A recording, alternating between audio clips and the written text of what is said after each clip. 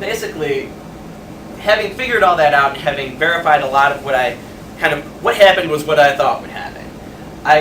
We next have to move on to kind of what that means. So I'll go back to the theory and kind of lay everything out, and then discuss kind of why this might be. And I think one of the central reasons is kind of developing understanding of political participation as a very personal experience, and that's kind of, you're kind of trying to have a personal experience in an impersonal world. And then to kind of close out, I'll have a discussion on how other people have observed this as a challenge that my generation is facing, and how we might be working to overcome that challenge in recent years, particularly looking at the internet and how kind of internet communications have developed. So to go back to the theory, our main observations were pretty much in line with the original theory. That we had a basic structure of influence going to orientations, going to participation. We had personal influence being kind of displaced by impersonal influence in holding sway over our political orientations, and then that increased disconnect between orientations and participation. What we don't have quite yet is what the connection is between all of these. And that's what kind of takes a little bit more thought and analysis on our part, so the models can't directly show us, per se. And one of the main things I really turned to was this idea of participation being a very personal act. Kind of going back to the old Tip O'Neill saying of all politics is local. That, that voting and political participation in America has always been a very locally based, community-centered activity. Even if you're campaigning for President of the United States, you're still working through a local, regional campaign office. When you go to vote, you have to go to your local school, or local or town hall or whatever. It's all very based in community. However, our political reality has become more than just our community, extended nationally and globally, and to much broader, more abstract issues that we can't kind of see with our own eyes all the time and experience with our own eyes. The example that I would use when kind of talking through ideas with Professor Carl a lot was, if the issue is whether candidate A or candidate B, who has the better economic plan, it's easy to, make that investment, be motivated to vote because you think candidate A has the plan that's going to get your neighbor down the street who's been out of work for 3 months a new job. When you're talking about something, a more international issue like the war in Iraq or, genocide in Darfur, that, something that we probably wouldn't even been very aware of, a generation ago, then you're looking at something that it's going to be harder to see. It's going to be harder to see who has a better policy or who can actually make a difference in some of those areas. So without that direct connection, that process of translating your political orientations into that act of personal participation, in terms of making that big move into particularly the voting booth, as we saw in the graph at the very beginning, becomes more and more difficult. And I think this is a principle that's been seen in a lot of what's being said about our generation, especially recently. This past fall, there were a series of editorials in the New York Times about our generation and kind of where we're going and what we're doing.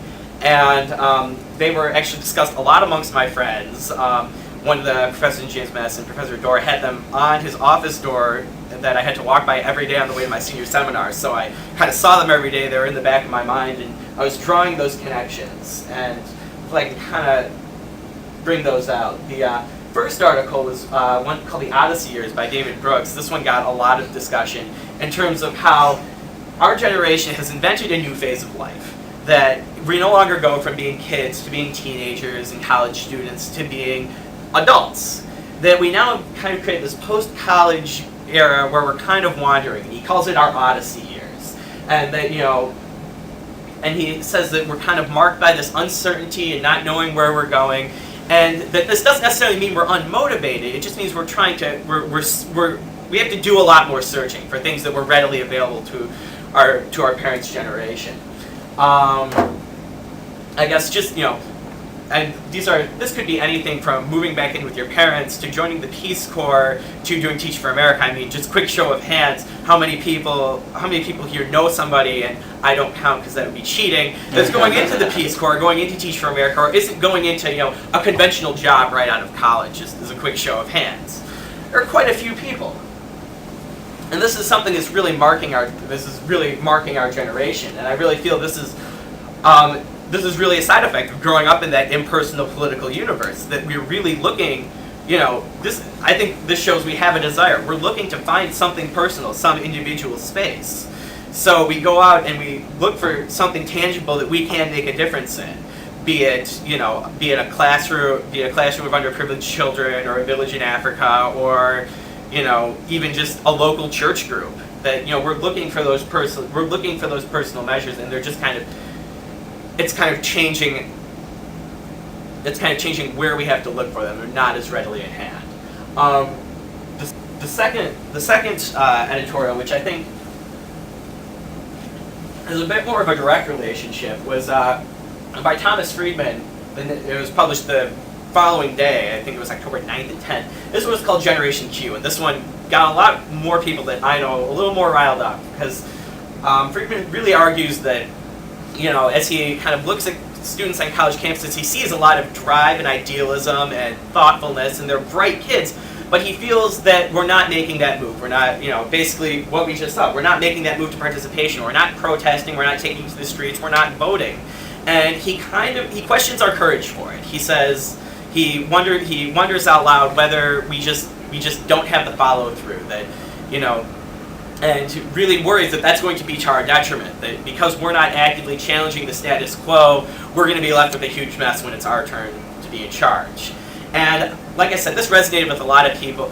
He's really agitated by this, but I think we were all really agitated by what he said. Are we really that, passive in our opinions? I mean, we all know we're passionate, but are we not doing enough? And an interesting response to this that a friend of mine found in the American Prospect Online, published later that month by a young woman in Brooklyn, who's a columnist for them, named Courtney Martin, counters Friedman, saying that we're not the quiet generation, we're the overwhelmed generation. That we'd like to make a difference, but there's so much in this vast and personal world calling for our attention all the time. That, I think her quote here, I personally think it's a little overdramatic, but this end part of the quote, "If I read the news today with my heart wide open and my mind engaged, I will be crushed." There's too much. So faced with all these choices, seemingly we choose to do nothing. Or, if we're lucky enough, we choose to find one thing and really focus on it, like Brooks is saying in his Odyssey Years editorial. But this is, a big difference, obviously, from the social movements of a generation past, where it was all kind of towards this one broad social goal. We're all working towards little tiny things that are all adding